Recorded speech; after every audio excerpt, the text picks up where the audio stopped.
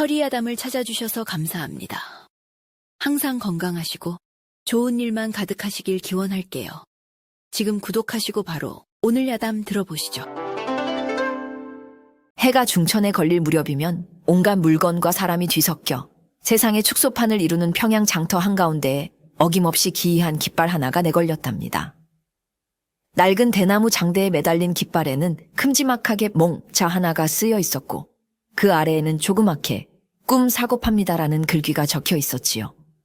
그리고 그 깃발 아래에는 마치 봄날의 햇살처럼 화사한 얼굴을 한 처녀가 돗자리를 펴고 앉아 있었습니다.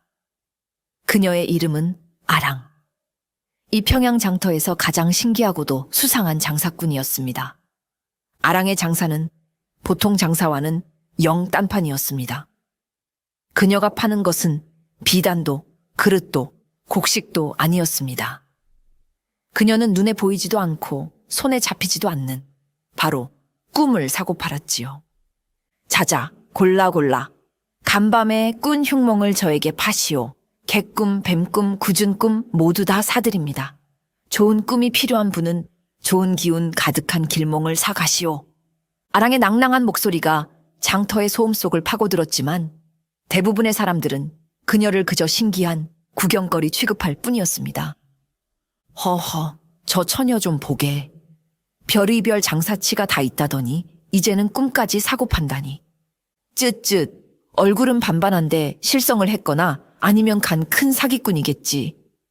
사람들은 수군거리며 그녀의 돗자리를 흘끔거리고는 제 갈 길을 가기 바빴습니다. 꿈을 어찌 돈으로 사고 판단 말입니까? 그것은 듣도 보도 못한 해괴한 일이었습니다. 하지만 세상에는 지푸라기라도 잡고 싶은 절박한 심정을 가진 이들도 있는 법이었지요. 그날도 한 노파가 허리를 짚으며 아랑의 돗자리 앞으로 다가왔습니다. 노파의 얼굴에는 며칠 밤을 설친 듯한 고단함과 두려움이 가득했습니다. 아가씨, 정말로 굳은 꿈을 사주시는 게요. 그럼요, 할머니. 어떤 꿈을 꾸셨는데요? 제게 한번 이야기해보세요. 아랑이 따뜻한 미소를 지으며 말했습니다. 노파는 주위를 한번 두리번거리더니 목소리를 낮춰 속삭였습니다. 이 늙은이가 밤마다 꿈속에서 죽은 영감을 본다오. 10년 전에 저 세상으로 간 양반이 매일 밤 나타나서는 아무 말 없이 나를 빤히 쳐다보기만 하니 어찌나 무섭고 섬뜩한지 잠을 이룰 수가 없어. 이러다 내가 제명에 못 죽지 싶소. 노파의 눈가에 눈물이 그렁그렁 맺혔습니다. 아랑은 노파의 거친 손을 가만히 잡아주며 말했습니다. 고생 많으셨네요, 할머니. 그 무서운 꿈 제가 사겠습니다. 이제 그 꿈은 할머니의 것이 아니라 제 것이니 더는 두려워하지 않으셔도 됩니다. 아랑은 품에서 엽전 한 잎을 꺼내 노파의 손에 쥐어주었습니다. 그러고는 작은 책자를 꺼내 말없이 찾아오는 죽은 남편 꿈이라고 꼼꼼히 기록했지요. 노파는 얼떨떨한 표정으로 엽전을 받아들었습니다. 정말로 꿈을 팔았다는 사실이 믿기지 않는 듯 했지요. 이제 오늘 밤부터는 두 발 쭉 뻗고 편히 주무세요. 그 영감님, 이제 제 꿈에 나타나실 테니 할머니는 걱정 마시고요. 아마도 할머니가 그리워서 찾아오셨던 게지요. 이제 제가 잘 말씀드려 돌려보내드릴게요. 아랑의 따뜻한 위로에 노파의 얼굴에 드리워져 있던 어두운 그늘이 조금은 거치는 듯 했습니다. 노파는 몇 번이고 고맙다고 허리를 숙이고는 한결 가벼워진 발걸음으로 돌아갔습니다. 이 기이한 거래를 지켜보던 사람들은 반신반의하는 표정으로 혀를 찼지만 아랑은 아무렇지 않은 듯 다시 낭낭한 목소리로 외쳤습니다. 자, 또 굳은 꿈 꾸신 분 안 계시오? 흉몽 사려 그녀의 장사는 그렇게 누군가의 마음의 짐을 덜어주는 것으로 시작되고 있었답니다. 노파가 돌아가고 잠시 후 이번에는 행색이 초라한 한 사내가 아랑의 돗자리 앞으로 다가왔습니다. 관아의 말단 서기로 일하는 박석이었습니다. 그의 얼굴은 며칠 밤을 샌 사람처럼 헬쑥했고 눈 밑에는 검은 그늘이 짙게 내려앉아 있었지요. 그는 사람들의 눈치를 살피며 한참을 망설이다가 마침내 용기를 내어 입을 열었습니다. 처자, 나도. 꿈을 좀 팔 수 있겠소? 아랑은 고개를 들어 그의 눈을 바라보았습니다. 그의 눈에는 깊은 절망과 함께 그럼에도 불구하고 포기하지 않으려는 성실한 기운이 함께 서려 있었습니다. 물론이지요. 어떤 꿈 때문에 이리 낯빛이 어두우십니까? 박석이는 한숨을 푹 쉬며 자신의 고통을 털어놓았습니다. 실은 내가 밤마다 똑같은 악몽에 시달리고 있어. 꿈속에서 나는 끝도 없이 밑 빠진 독에 물을 붓고 있다오.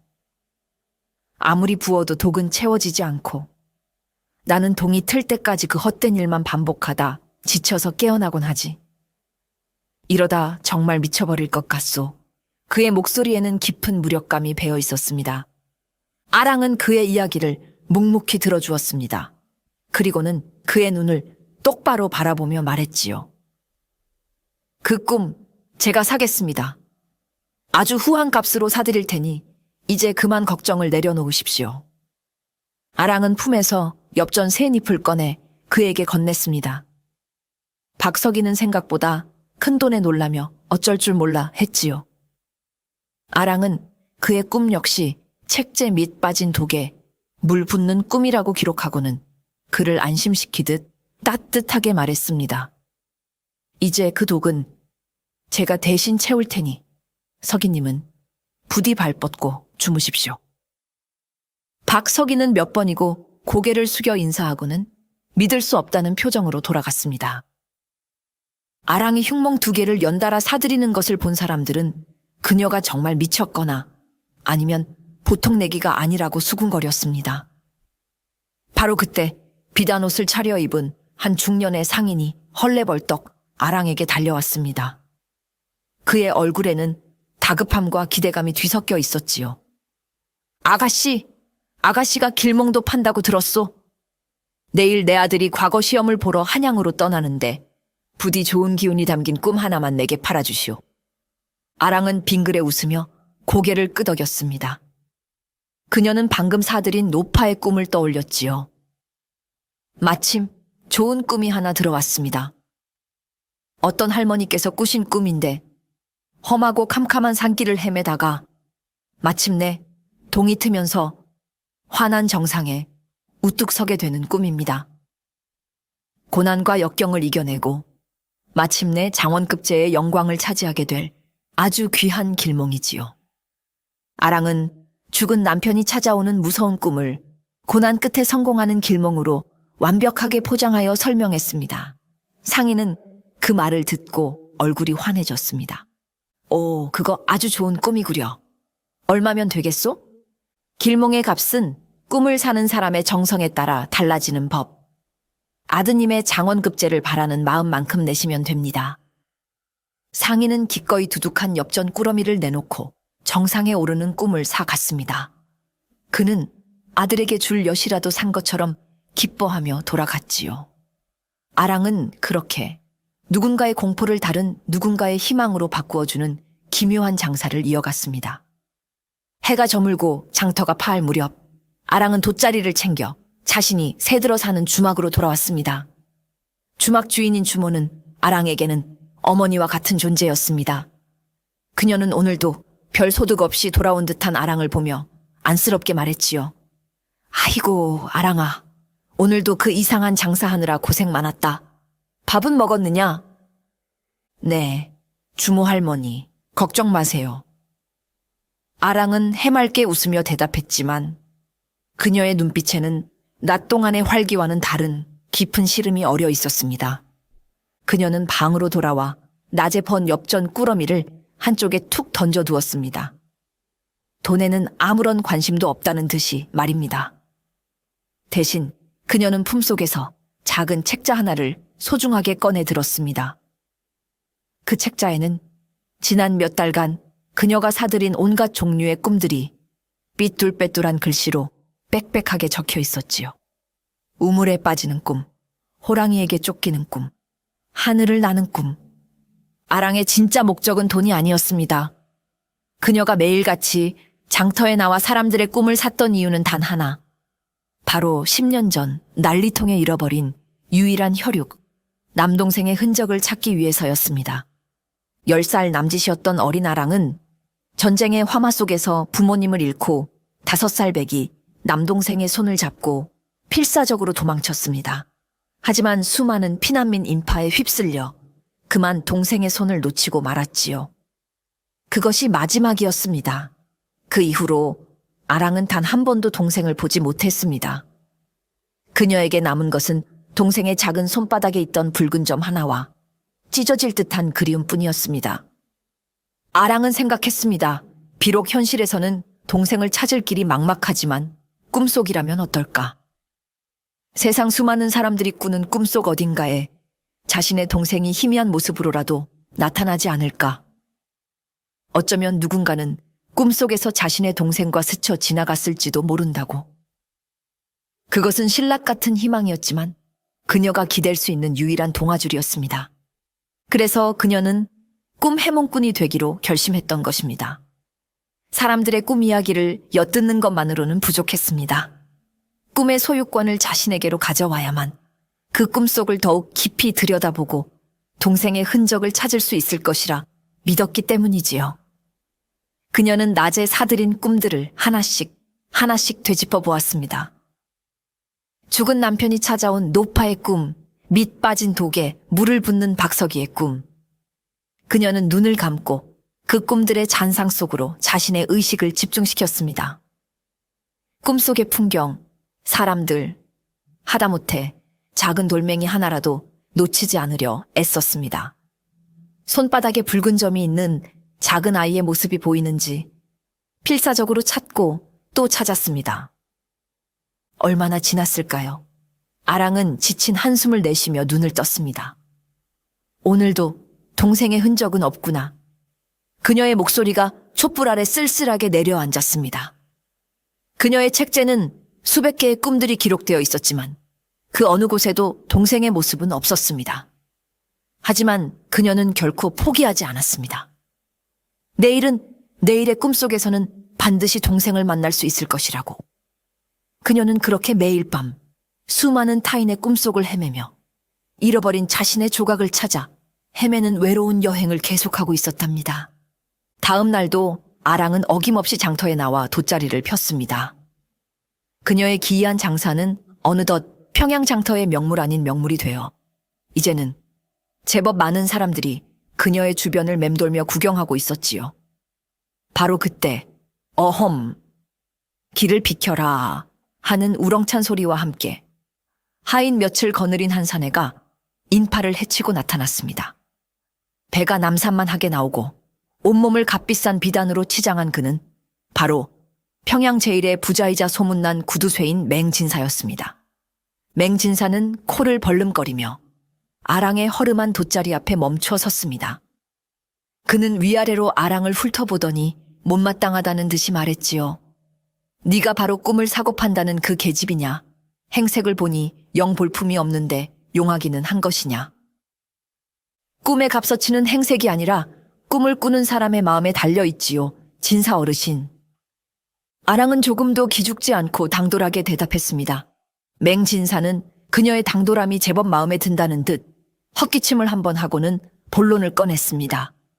그의 얼굴에는 감출 수 없는 탐욕과 흥분이 가득했지요.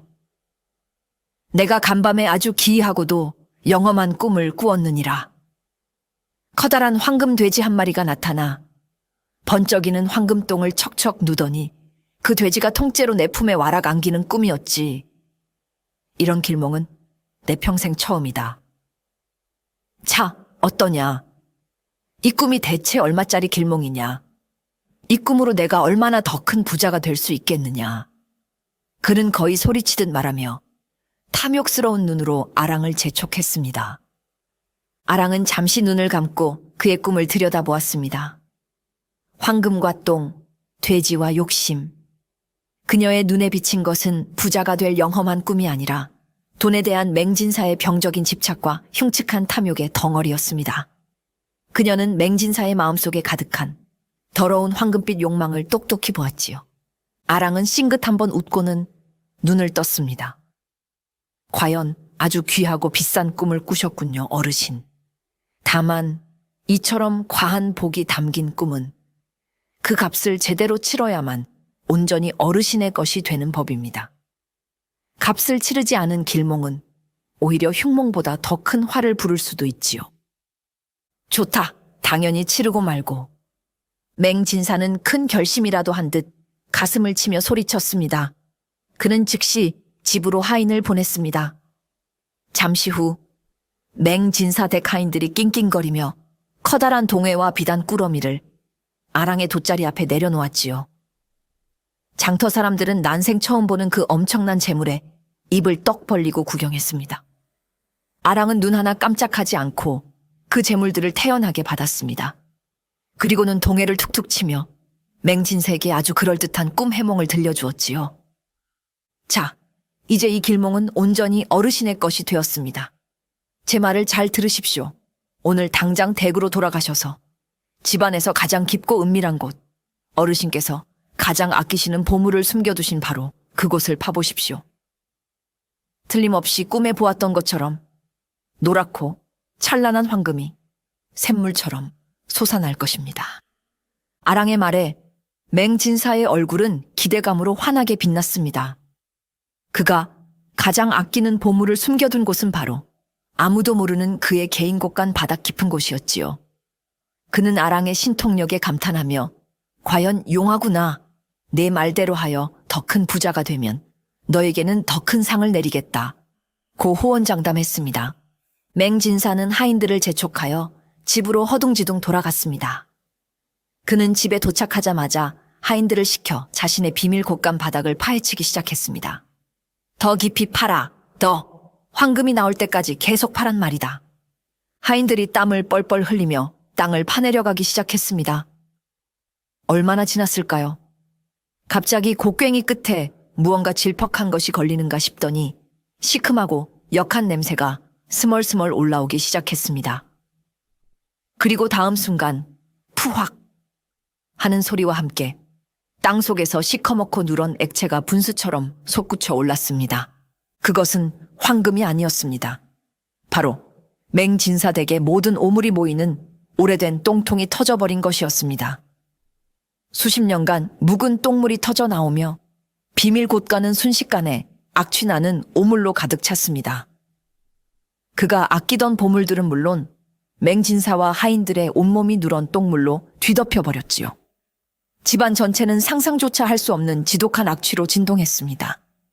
맹진사는 똥물을 뒤집어 쓴 차에 망연자실하여 그 자리에 주저앉았습니다. 황금똥을 누는 돼지 꿈은 진짜 똥벼락이 되어 그에게 돌아온 것입니다.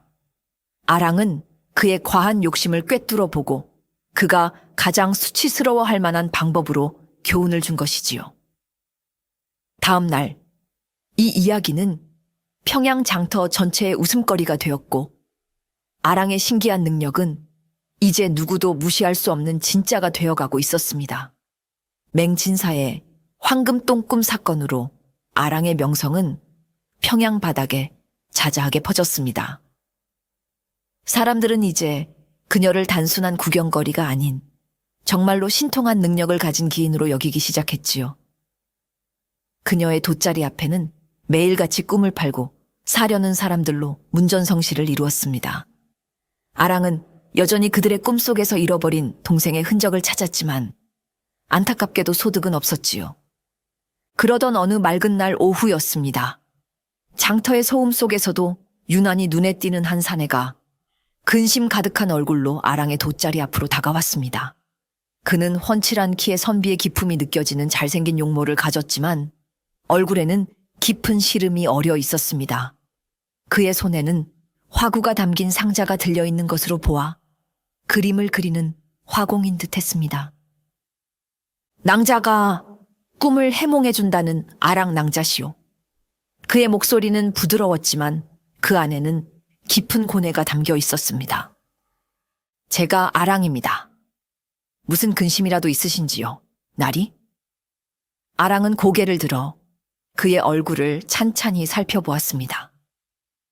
그의 눈은 맑았지만 그 깊은 곳에는 풀리지 않는 수수께끼에 갇힌 듯한 답답함이 서려 있었지요.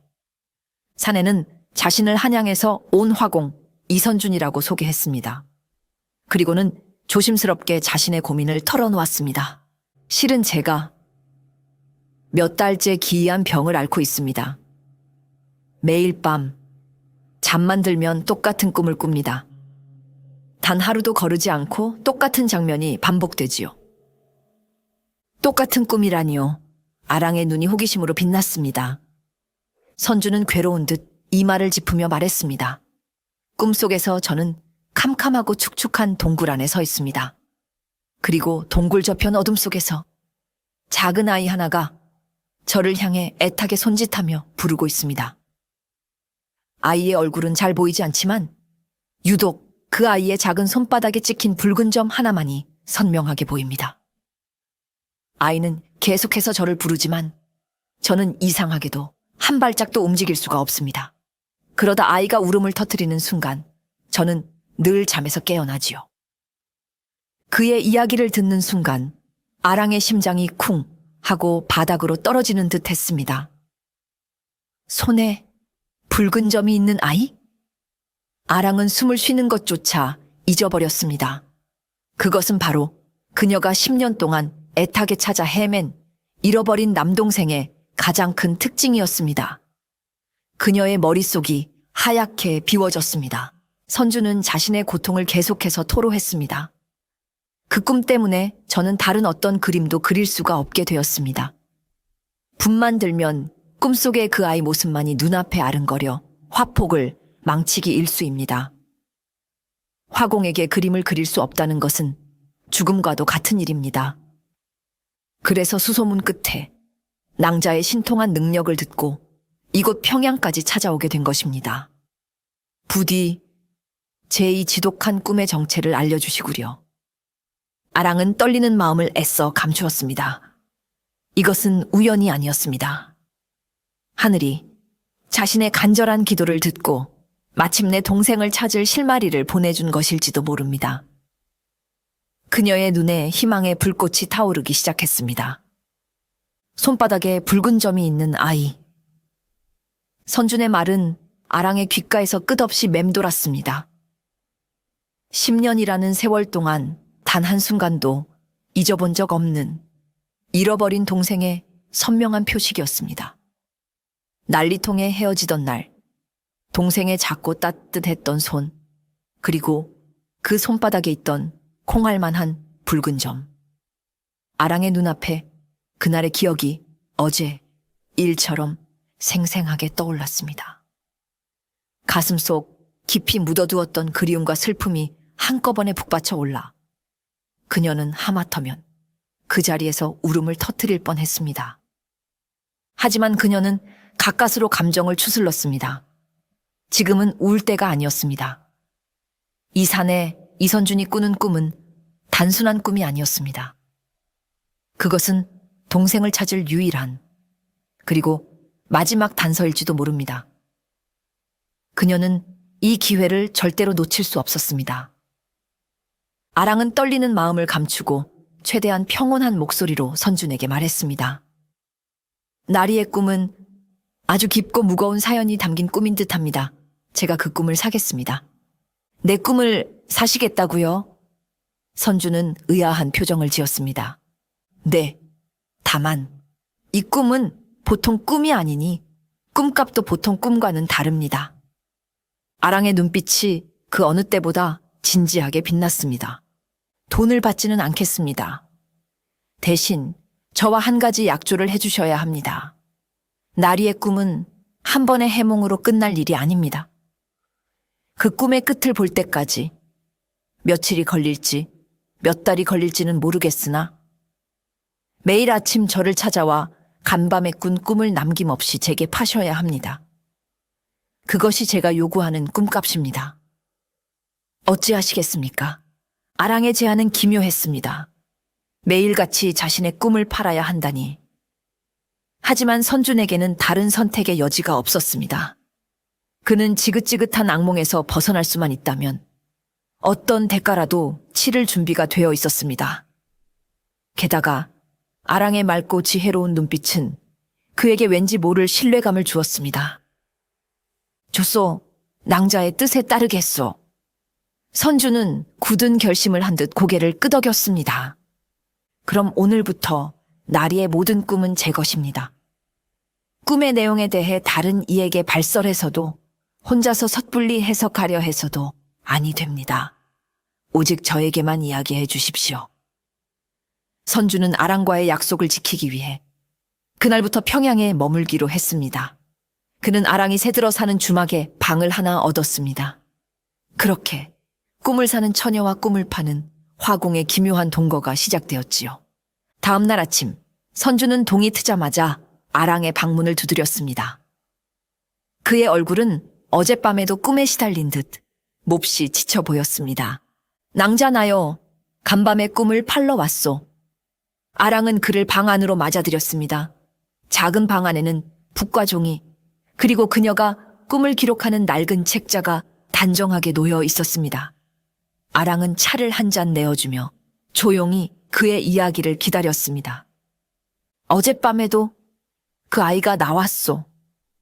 여전히 캄캄한 동굴 속이었지. 그런데 어제와는 조금 달랐소. 아이가 나를 부르다 말고 동굴벽에 무언가를 열심히 그리고 있었소. 가까이 가서 보려 했지만 역시나 발이 떨어지지 않았지. 아이가 그린 것은 마치 커다란 새의 날개 같기도 하고 나무십 같기도 한 그런 기이한 모양이었소. 아랑은 그의 말을 하나도 놓치지 않고 책자에 꼼꼼히 기록했습니다. 동굴벽에 그린 날개 모양의 그림. 그것은 그녀의 기억 속에는 없는 새로운 단서였습니다.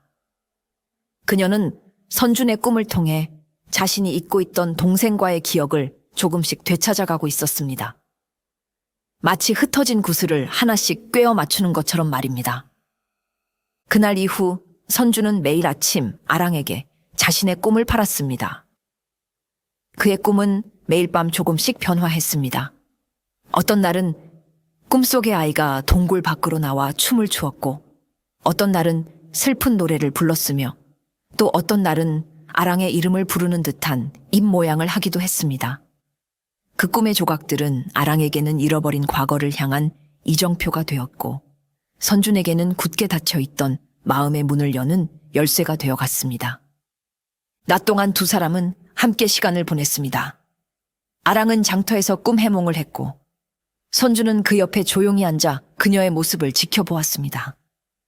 그는 아랑이 사람들의 슬픈 꿈을 사서 따뜻한 위로를 건네고, 욕심 많은 자의 허황된 꿈을 사서 통쾌한 교훈을 주는 모습을 보며 그녀의 지혜와 따뜻한 마음에 점점 더 깊이 끌렸습니다.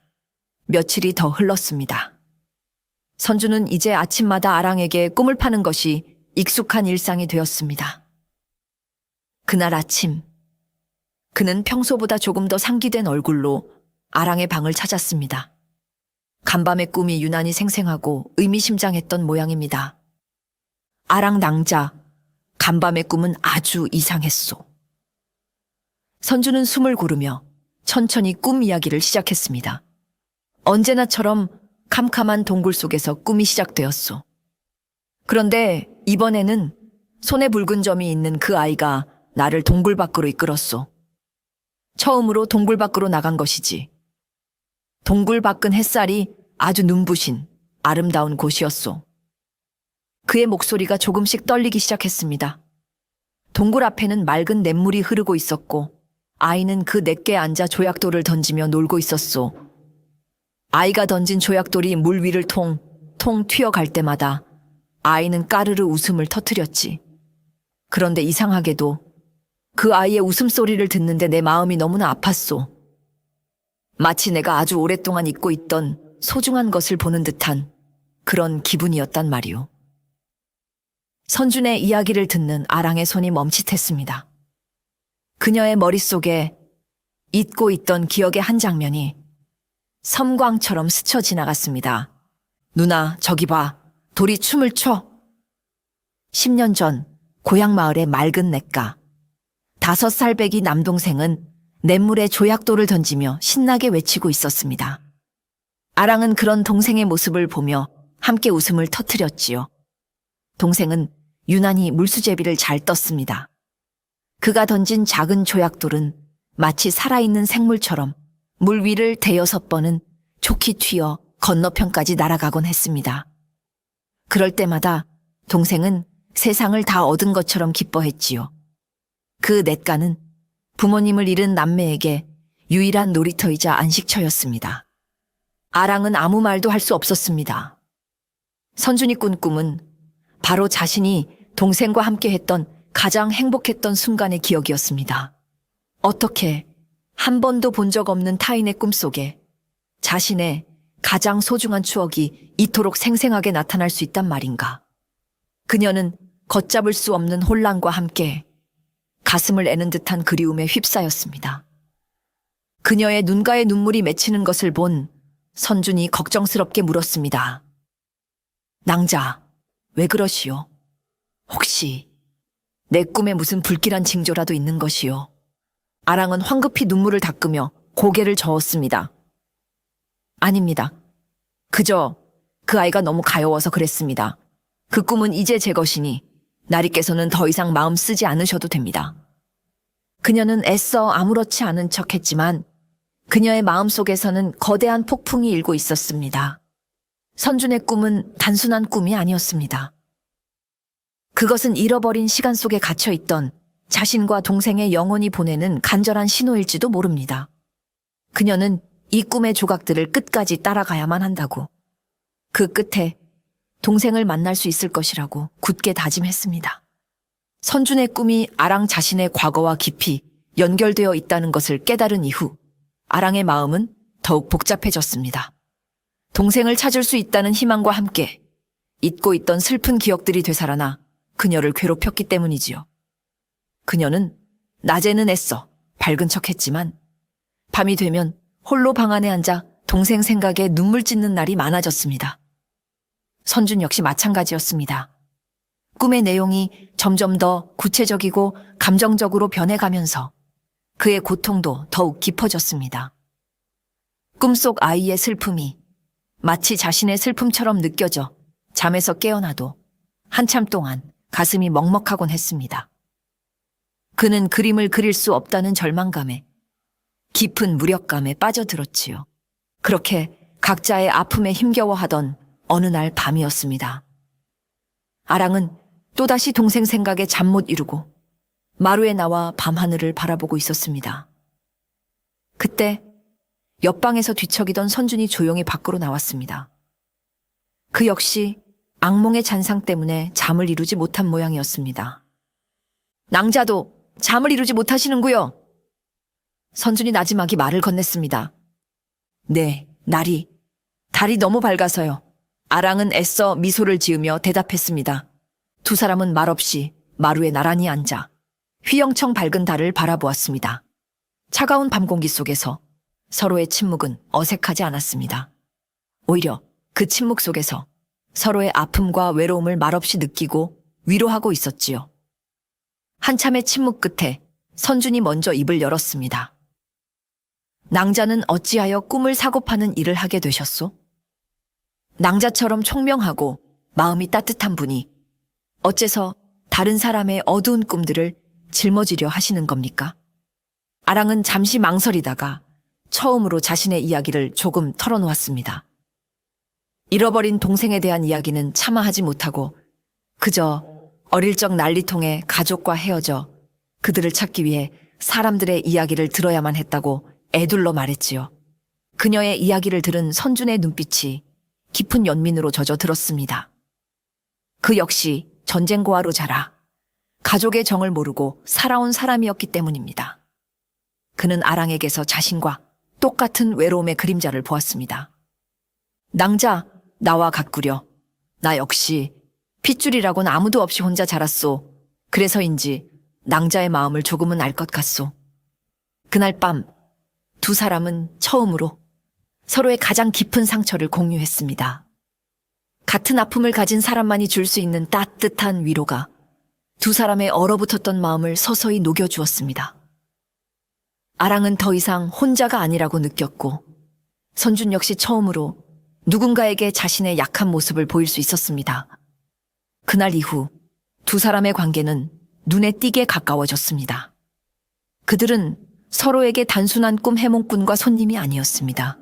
서로의 상처를 보듬어주는 유일한 동반자이자 서툰 마음을 나누는 풋풋한 연인이 되어가고 있었지요. 아랑 낭자, 낭자와 이야기하면 신기하게도 마음이 편안해집니다.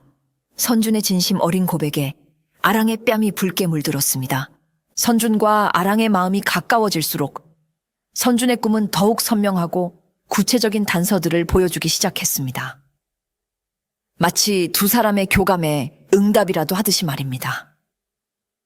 어느 날 아침, 선준은 그 어느 때보다도 흥분된 얼굴로 아랑을 찾았습니다. 낭자, 간밤의 꿈에서는 그 아이의 모습을 아주 자세히 볼 수 있었소. 아랑은 숨을 죽이고 그의 이야기에 귀를 기울였습니다. 아이는 여전히 냇가에 있었소. 그런데 이번에는 그 아이의 머리에 아주 고운 붉은색 댕기가 매여 있었소. 바람에 댕기 끝이 나풀거리는 모습이 어찌나 선명하던지.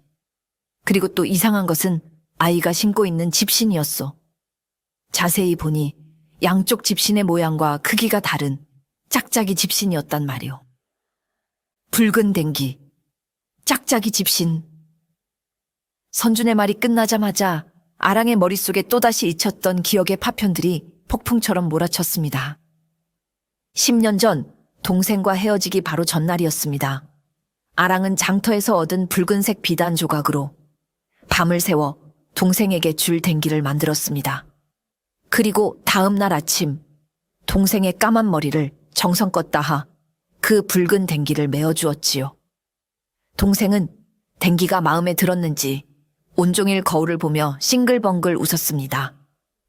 그 모습이 눈에 선했습니다. 그리고 짝짝이 집신.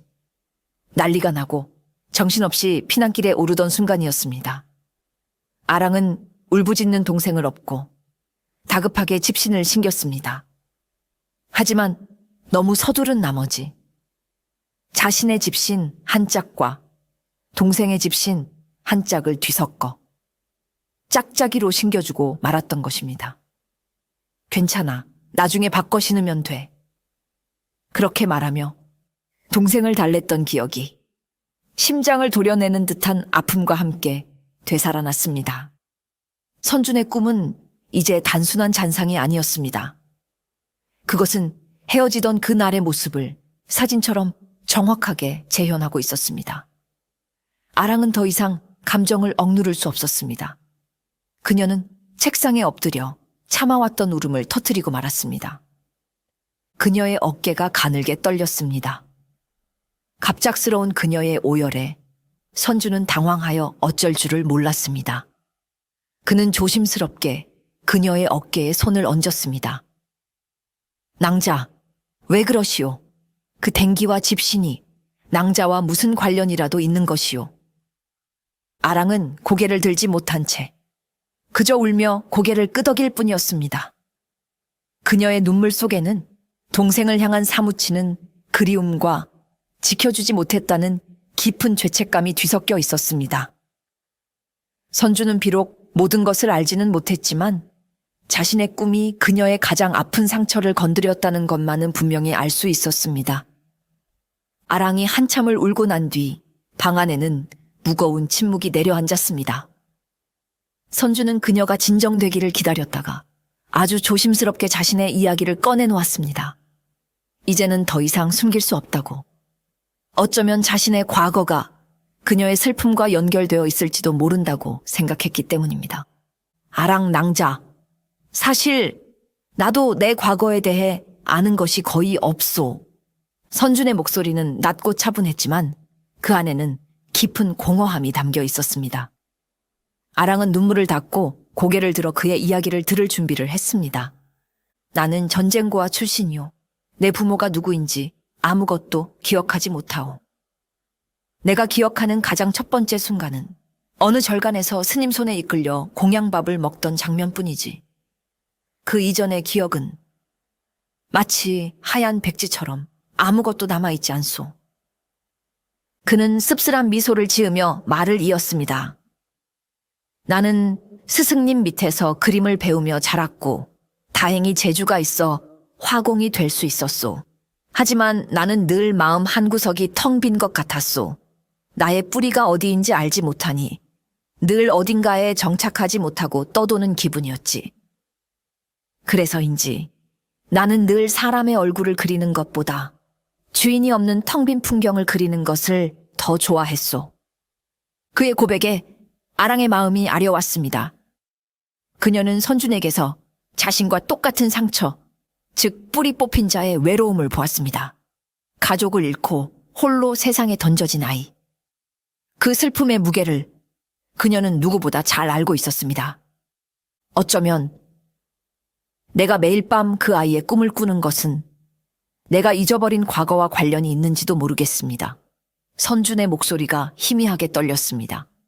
어쩌면 그 아이는 내가 기억하지 못하는 나의 잃어버린 동생일지도, 혹은 난리통에 내가 지켜주지 못했던 누군가일지도 모르지요. 그래서 내 죄책감이 매일 밤 나를 그 동굴 속으로 이끄는 것일지도.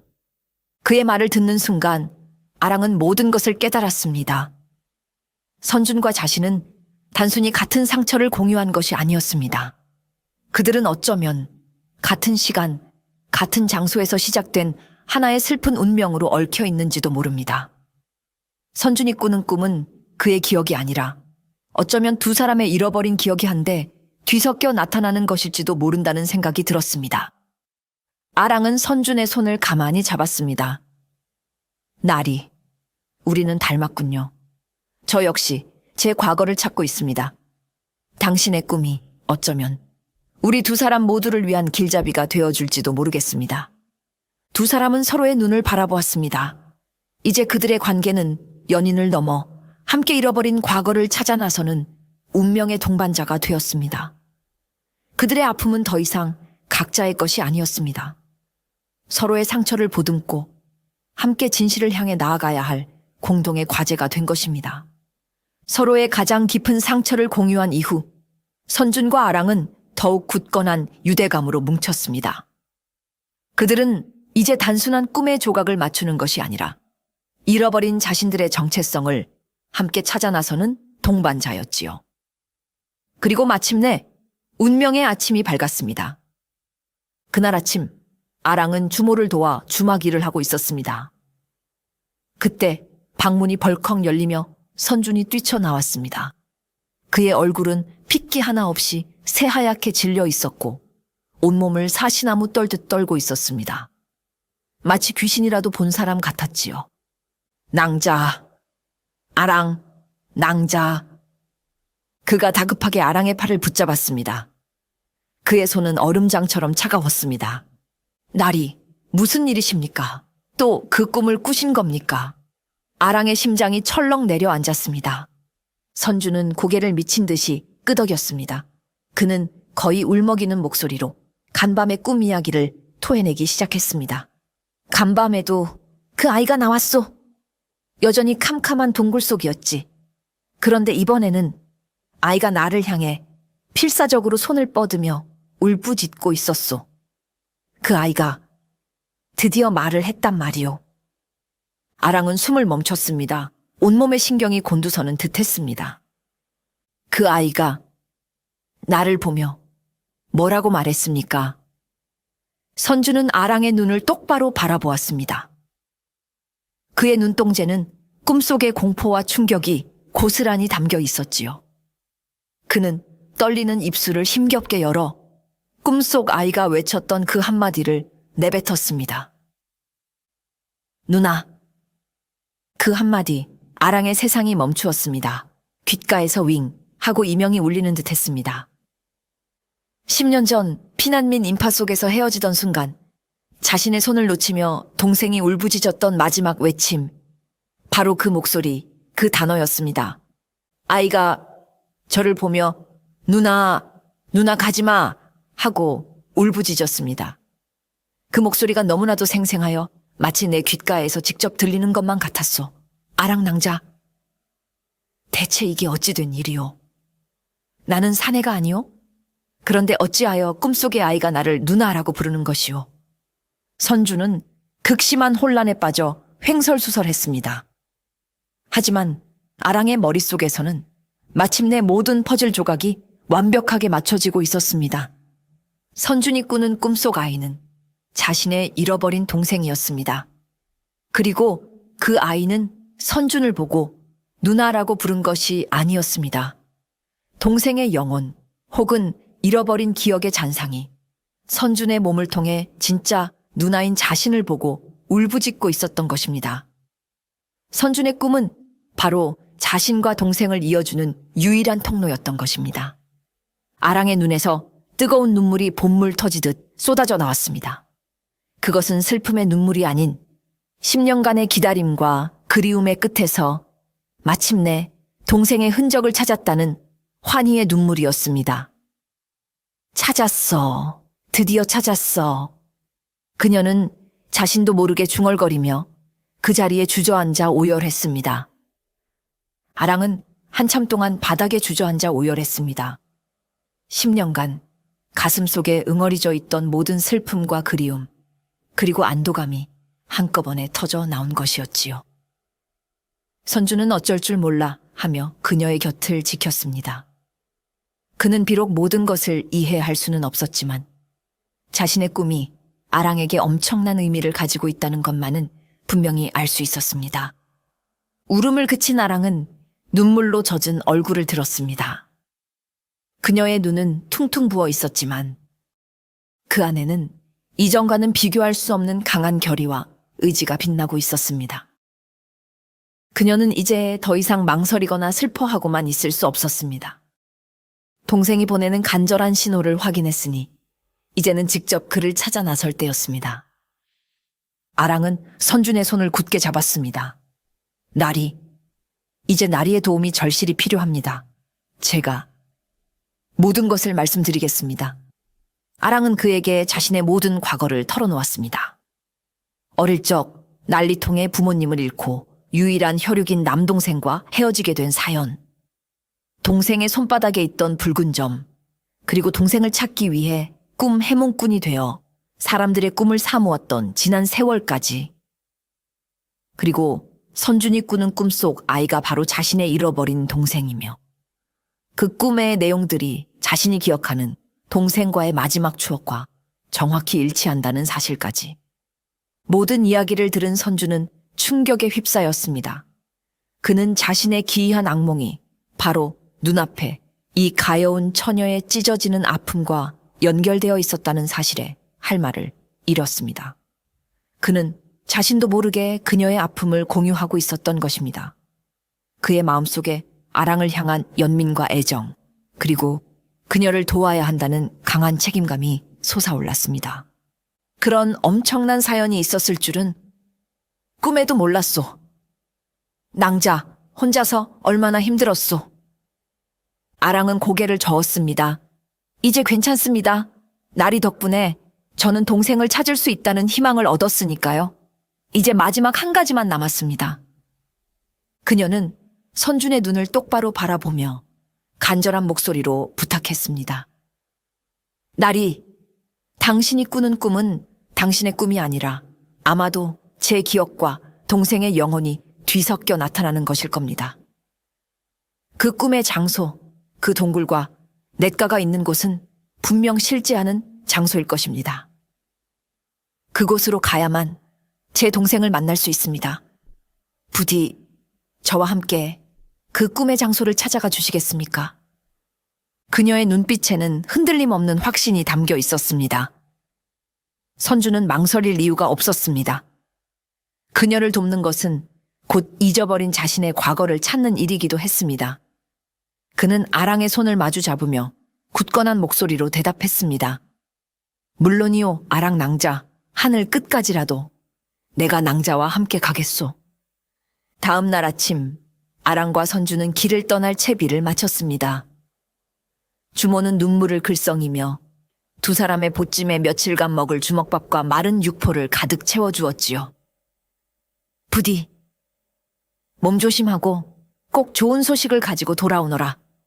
두 사람의 손에 들린 것은 그들의 여정을 이끌어줄 유일한 지도였습니다. 그것은 바로 선준이 그동안 꿈속에서 본 풍경들을 매일같이 그려 모은 그림 두루마리였습니다. 그 속에는 캄캄한 동굴의 입구, 물수제비를 뜨던 맑은 냇가, 그리고 멀리 보이던 낯선 산봉우리의 모습까지 꿈의 조각들이 생생하게 담겨 있었지요. 아랑의 희미한 기억과 선준의 그림이 그들의 나침반이었습니다. 두 사람은 아랑의 어렴풋한 기억을 더듬어 10년 전 피난길에 올랐던 남쪽 방향으로 길을 잡았습니다. 며칠 밤낮을 걷고 또 걸었습니다. 낯선 마을을 지나고 험한 산길을 넘었습니다. 지칠 때마다 두 사람은 그림 두루마리를 펼쳐보며 서로를 격려했습니다. 이 삼봉구리의 모양이 꿈에서 본 것과 아주 비슷하지 않소? 네, 맞아요. 그리고 저 아래로 냇물이 흐르는 것을 보니 우리가 길을 제대로 찾은 것 같습니다. 여정은 고두했지만 두 사람은 외롭지 않았습니다. 함께 같은 목표를 향해 나아가고 있다는 사실이 그들에게는 큰 힘이 되었습니다. 며칠간의 고된 여정 끝에 그들은 마침내 한 폐허가 된 마을에 도착했습니다. 전쟁의 상흔이 그대로 남아 무너진 집터와 잡초만이 무성한 곳이었습니다. 아랑은 그곳에 도착하자마자 가슴이 쿵 하고 내려앉는 것을 느꼈습니다. 낯설면서도 이상하게 익숙한 풍경. 바로 그녀의 옛 고향 마을이었습니다. 두 사람은 떨리는 마음으로 선준의 그림과 기억을 대조하며 마을 안쪽으로 들어갔습니다. 그리고 마침내 그림 속의 풍경과 똑같은 장소를 발견했습니다. 맑은 물이 흐르는 냇가, 그리고 그 냇가 위쪽으로 입을 벌리고 있는 캄캄한 동굴. 모든 것이 꿈속의 모습과 정확히 일치했습니다. 찾았어요. 우리가 마침내 찾았어요, 나리. 아랑이 감격에 차 외쳤습니다. 두 사람은 서로의 손을 꼭 잡고 천천히 동굴 안으로 들어섰습니다. 동굴 안은 서늘하고 축축한 공기로 가득했습니다. 10년이라는 세월의 무게가 그들을 짓누르는 듯 했습니다. 아랑의 심장은 금방이라도 터져버릴 것처럼 세차게 뛰었습니다. 그녀는 이제 곧 그토록 그리워하던 동생을 만나게 될 것입니다. 빛 한 점 없는 동굴의 가장 깊은 곳을 향해 두 사람은 한 걸음 나아갔습니다. 동굴은 생각보다 깊었습니다. 아랑과 선주는 서로의 손을 꼭 잡고 어둠 속을 더듬으며 더 안으로 들어갔습니다. 축축한 바닥에서 떨어지는 물방울 소리가 동굴 안에 기이한 메아리를 만들며 울려 퍼졌지요. 아랑의 심장은 기대와 두려움으로 금방이라도 터져버릴 것 같았습니다. 이 어둠의 끝에 정말로 동생이 기다리고 있을까? 마침내 두 사람은 동굴의 가장 깊숙한 곳에 다다랐습니다.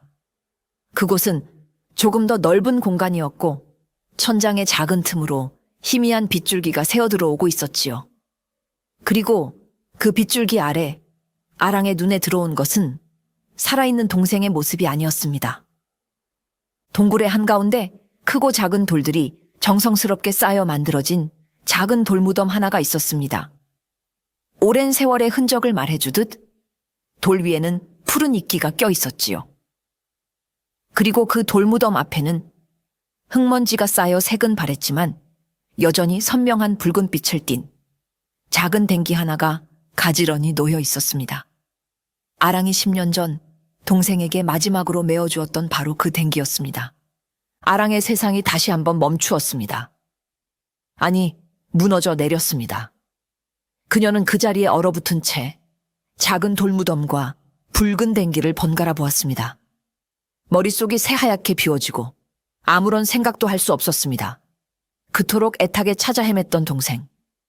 살아있을 것이라 굳게 믿었던 동생은 이미 오래전에 이 차가운 동굴 속에서 작은 돌무덤이 되어 잠들어 있었던 것입니다. 아랑의 입에서 터져나온 것은 말이 아닌 짐승의 울부짖음에 가까운 비명이었습니다. 그녀는 비틀거리며 돌무덤으로 다가가 그 앞에 무너지듯 스르륵 주저앉았습니다. 아니야. 이럴 리가 없어. 아니야. 그녀는 미친 사람처럼 울부짖으며 돌무덤을 끌어안고 오열하기 시작했습니다.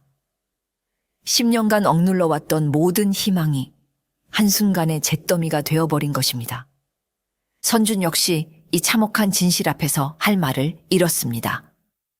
그는 그저 아랑의 곁을 지키며 그녀의 찢어지는 슬픔을 함께 견뎌주는 것밖에는 할 수 없었습니다. 그가 꾸었던 꿈속에서 동생이 그토록 애타게 누나를 불렀던 이유는 바로 이 차갑고 외로운 무덤에서 자신을 찾아달라는 마지막 절규였던 것입니다. 동굴 안은 누나의 서러운 통곡 소리로 가득 채워지고 있었습니다. 아랑이 동생의 작은 돌무덤을 끌어안고 오열하는 모습을 보는 순간 선준의 머릿속에 굳게 닫혀있던 마지막 기억의 문이 굉음과 함께 열렸습니다. 그동안 그를 괴롭혔던 안개 낀 꿈의 조각들이 마침내 하나의 완전하고도 비극적인 그림으로 맞춰지기 시작했습니다. 그는 바로 이 마을에서 아랑과 남매처럼 자란 이웃집 오빠 선준이었습니다. 10년 전 난리가 나 마을이 쑥대밭이 되었을 때의 일이었습니다. 피난길이 막히자 아랑의 부모님은 10살 난 딸 아랑만이라도 먼저 안전한 외갓집으로 보내기로 결심했습니다. 그리고 그 중책을 듬직한 이웃 청년 선준에게 눈물로 부탁했지요. 선준아, 부디 우리 아랑이만이라도 살려주게. 우리는 동생을 데리고 뒤따라 갈 것이니. 선준은 목숨을 걸고 어린 아랑을 험한 산길을 넘어 외갓집 근처까지 데려다 주었습니다. 그리고 다시 가족들을 데려오기 위해 마을로 돌아오던 길이었습니다. 그는 불행히도 마을을 약탈하던 도적대와 마주쳤고 그들과 필사적으로 싸우다 머리에 큰 부상을 입고 낭떠러지 아래로 굴러떨어졌습니다. 그가 다시 눈을 떴을 때 그는 모든 기억을 잃은 채 낯선 절간에 누워 있었습니다. 그를 발견한 스님이 구해주었던 것이지요. 이름도 고향도 가족도 모두 잊어버린 그는 선준이라는 이름과 그림 그리는 재주만을 어렴풋이 간직한 채 성장했습니다. 한편 선준이 돌아오지 않자 홀로 남겨진 아랑의 가족은 절망에 빠졌습니다. 어린 동생은 역병과 굶주림을 이기지 못하고 결국 이 동굴 속에서 숨을 거두었고 부모님 역시 그 슬픔을 이기지 못하고 얼마 뒤 세상을 떠났습니다. 선준이 몇 달간 꾸었던 악몽의 정체는 바로 그가 잃어버린 기억 그 자체였습니다. 그의 무의식 깊은 곳에 잠들어 있던 아랑의 가족을 지켜주지 못했다는 마지막 약속과 죄책감. 그리고 그 죄책감의 중심에 있던 붉은 점을 가진 아이가 그의 다친 기억을 두드리는 유일한 열쇠가 되어 매일 밤 꿈속에 나타났던 것입니다. 속아이가 그를 향해 외쳤던 누나라는 절규는 사실 동생이 마지막으로 그리워했던 아랑의 이름이자 선준 스스로가 찾아야 할 잃어버린 인연의 이름이었던 셈입니다. 모든 기억의 조각을 맞춘 선준은 오열하는 아랑의 어깨를 조용히 하지만 힘주어 끌어안았습니다. 그의 눈에서도 뜨거운 눈물이 흘러내렸습니다. 아랑가, 나다. 내가 선준이다. 기억나는 것이냐? 그의 목소리는 10년의 세월과 잃어버렸던 기억에 무게만큼이나 깊고 애틋하게 떨리고 있었습니다. 그의 고백에 아랑의 울음소리가 잠시 멎었습니다. 그녀는 고개를 들어 눈물로 흐릿해진 시야 너머로 그의 얼굴을 바라보았습니다. 10년의 세월이 흘렀지만 그 다정한 눈빛만은 어릴 적 기억 속의 그 오빠, 선준 그대로였습니다. 두 사람은 마침내 잃어버린 시간의 강을 건너 서로를 마주하게 된 것입니다. 모든 것을 기억해낸 선준은 오열하는 아랑의 어깨를 끌어안았습니다. 그의 눈에서도 뜨거운 눈물이 흘러내렸습니다. 아랑아, 나다. 내가 선준이다. 그는 더 이상 아랑 낭자라고 부르지 않았습니다. 10년이라는 긴 세월을 뛰어넘어 그는 다시 그녀의 어릴 적 든든한 오라버니, 선준으로 돌아온 것입니다. 선준, 오라버니? 두 사람은 서로의 얼굴을 마주보며 10년이라는 긴 세월의 벽을 허물었습니다. 오라버니? 살아계셨군요. 살아계셨어. 아랑은 선준의 품에 얼굴을 묻고 다시 한번 서럽게 울었습니다. 선준 역시 그런 아랑을 더욱 힘주어 끌어안았습니다. 그는 자신의 기억상실 뒤에 숨겨져 있던 그 끔찍한 진실과 마주해야 했지만 아랑을 다시 만났다는 사실이 그 모든 고통을 잊게 해주었습니다. 미안하다, 아랑아. 내가 동생을 지켜주지 못했다. 그리고 너마저 잃어버렸다. 내가 너무나 무력했다. 선준의 목소리가 죄책감으로 떨렸습니다. 아랑은 고개를 저었습니다. 아닙니다, 오라버니. 오라버니의 잘못이 아니에요. 그 끔찍한 시절에 우리는 그저 살아남기 위해 발버둥 쳤을 뿐인걸요. 오히려 오라버니 덕분에 제가 이렇게 동생을 다시 만날 수 있게 되었습니다. 이제 동생도 외롭지 않을 거예요. 두 사람은 동생의 작은 돌무덤 앞에서 서로의 가장 깊은 상처를 보듬어 주었습니다. 선주는 동생을 지키지 못했다는 죄책감에서, 아랑은 동생을 잃어버렸다는 슬픔에서 벗어날 수 있었습니다. 그들은 과거의 아픔과 화해했습니다. 긴 시간 동안 그들을 올가매었던 악몽은 마침내 끝이 난 것입니다. 동생의 무덤에 마지막 인사를 고하고 10년 만에 되찾은 고향의 폐허를 둘러본 두 사람은 함께 평양으로 돌아왔습니다. 그들의 발걸음은 예전보다 한결 가볍고 평온해 보였습니다. 잃어버렸던 과거를 되찾고 서로의 상처를 보듬어준 그들은 이제 새로운 미래를 향해 나아갈 준비가 되어 있었지요. 그날 이후 선준에게는 놀라운 변화가 찾아왔습니다. 그는 더 이상 밤마다 악몽에 시달리지 않았습니다. 지긋지긋했던 동굴의 꿈은 사라지고 그의 잠자리는 평온해졌습니다. 그리고 마침내 그는 다시 붓을 들 수 있게 되었습니다. 그는 며칠간 방 안에 틀어박혀 그림에만 몰두했습니다. 그리고 며칠 뒤 그가 문을 열고 나왔을 때 그의 손에는 한 폭의 그림이 들려 있었습니다. 그가 다시 붓을 잡고 처음으로 그린 그림. 그것은 주인이 없는 텅 빈 풍경화가 아니었습니다. 그림 속에는 평양 장터의 돗자리 위에서 해싸하게 웃고 있는 아랑의 모습이 담겨 있었습니다. 그녀의 눈은 별처럼 빛나고 있었고 입에는 따뜻한 미소가 걸려 있었지요. 그림은 마치 살아있는 사람처럼 보는 이의 마음을 환하게 만드는 신비한 힘을 가지고 있었습니다. 그는 이제 더 이상 텅 빈 풍경이 아닌 자신의 마음을 가득 채운 한 사람을 그릴 수 있게 된 것입니다. 아랑 역시 더 이상 장터에 나가지 않았습니다. 애타게 찾던 동생을 만났으니 이제 그녀에게는 더 이상 다른 사람의 꿈을 살 이유가 없었습니다. 그녀는 선준이 그린 자신의 초상화를 보며 수줍게 미소 지었습니다. 타인의 꿈속을 헤매던 외로운 여행은 끝이 나고 이제는 자신의 행복한 꿈을 꾸고 그 꿈을 현실로 만들어갈 차례였습니다. 아랑은 더 이상 평양 장터에서 꿈 해몽을 하지 않았습니다. 그녀가 갑자기 사라지자 사람들은 그 신기한 처녀가 호련히 신선이 되어 하늘로 올라갔다더라. 혹은 사실은 임금님의 딸이었는데 궁으로 돌아갔다더라 하는 온갖 추측을 늘어놓았지요. 그녀의 기이한 이야기는 그렇게 평양 장터의 전설이 되어 사람들의 입에 오르내렸습니다. 얼마 후 아랑은 선준과 조촐한 혼례를 올리고 그의 아내가 되었습니다. 두 사람은 평양성 안쪽에 작은 집을 얻어 새로운 삶을 시작했지요. 선준은 다시 왕성하게 그림을 그리기 시작했습니다. 그의 그림은 예전보다 훨씬 더 깊이 있고 따뜻해졌다는 평을 받으며 많은 사람들의 사랑을 받았습니다. 특히 그가 그리는 인물화에는 모델의 외면뿐만 아니라 내면의 희로애락까지 담아내는 신비한 힘이 깃들어 있었지요. 사람들은 그것이 아랑의 영향일 것이라고 짐작할 뿐이었습니다.